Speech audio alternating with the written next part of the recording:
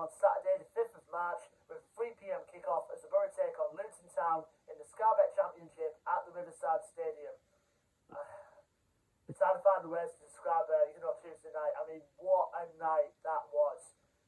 What a night that was at the Riverside on Tuesday, where we knocked out Tottenham Hotspur in the FA Cup 5th round by 1-0, and we're in the quarter-finals of the FA Cup. I mean, I did say I fancy a good cup run, Boro fans, and we're definitely getting that. We're just one game, potentially, away from Wembley, because the semi-finals are now played there, of course. But the performance against Spurs was absolutely unbelievable. I mean, to hold them all the way through to 90 minutes, obviously with Harry Kane's disallowed goal for offside, all the way throughout the game, we performed brilliantly. I mean, Johnny Howson had the game of his life. I mean, even Joe Lumley had the game of his life, but Johnny Howson was massive in that midfield. So was everyone else who came on who was subbed off as well. They played their socks off for 90 minutes, and that's what you want in that team, and that's the team that Chris Wilder believes in. We got our reward in the second half of extra time with Josh Coburn's strike in the second half of extra time, or as Neil Madison would say, wallop. Into that goal for that only goal of the game, which obviously rewards us with a quarter-final tie against Chelsea at home, and that we played on the weekend of the 18th to the 21st of March. So obviously the Cardiff City game, which was due to be played on the 19th at the Riverside, has been rearranged to the 26th of April, I believe, round about then. But we've got a quarter-final against Chelsea to look forward to, and like the Spurs game, let's hope for another sellout at the Riverside, like we should do in the league games as well. We should have very decent crowds there. Now we switch our attention now from the cup to the league. One point to see from Tuesday night as well is the return of Mark Bowler as well after a couple of months out with a knee injury. It was good to see Bowles back. Should provide some good competition in that left wing back role between him and Neil Taylor now. So it'll be interesting to see if Wilder rotates those two round or keep one of them in. I would say we'll keep Bowler in, because Bowler has the pace in which Taylor does not, personally. But at the end of the day, it's not for me to choose. It's up to Chris Wilder at the end of the day. But the only downside of that, though, is we're still without Martin Piero, though. He's still out injury. It'll be another couple of weeks until he's fully back fit again. But apart from that, the squad's raring to go, as they were on Tuesday. So that's to look forward to. Now we go on to our opponents, Luton Town, who exceeded many of our expectations this season at the Hatters under Nathan Jones, who's very good manager, is Nathan Jones. Unfortunately, never worked out for him at Stoke, but I think it's his second or third term back at Luton. He's done very well for them.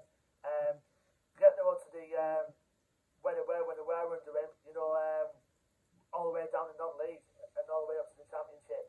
Now going to this game, they currently sit 2 places above Boro in 6th at the moment going into this game.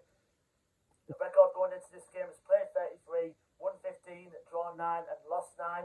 Now in their last game in the FA Cup, they did give our quarter-final opponents, Chelsea, a little bit of a scare. Even though they got beat by 3-2, they did give them a little bit of a scare, I must admit.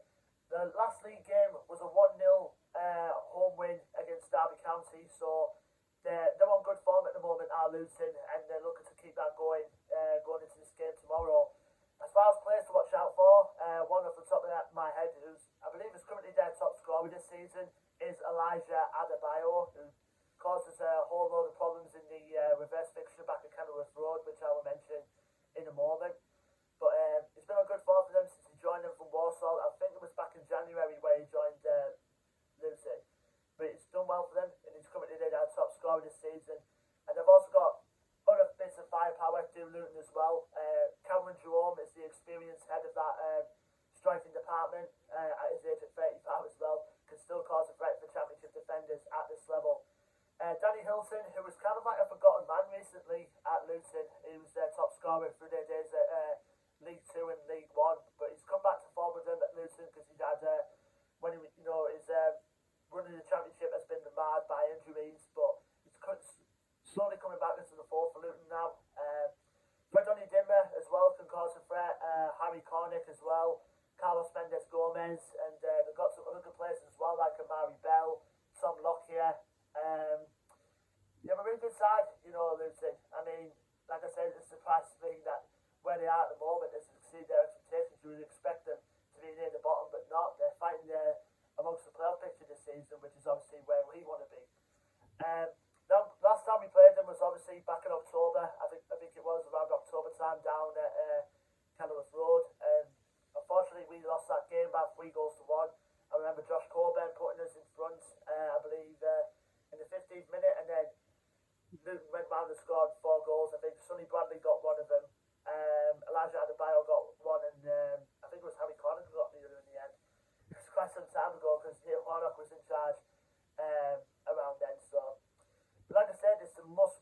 We've got a tough couple of fixtures coming up. Obviously, leading up to the Chelsea game, with one at home, and then with one home coming up, and then the next 2 fixtures after that are away from home, and then all leading up to that home tie against Chelsea. So it'll be a tough next 3 games coming up for us Boro fans, but hopefully, you know, we can get back on track because one of them is our games and is one of our games in hand.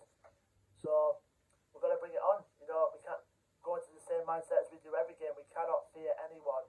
So hopefully we'll pick up 3 points, you know, against the Hearts tomorrow. Leave your thoughts and predictions in the comment section below, Boro fans. Don't forget to like, share, and subscribe as always. Our social media links are in the description below. And until then, I've been Joe from Boro Fan TV, and I will see you on the next preview video, which will be for the game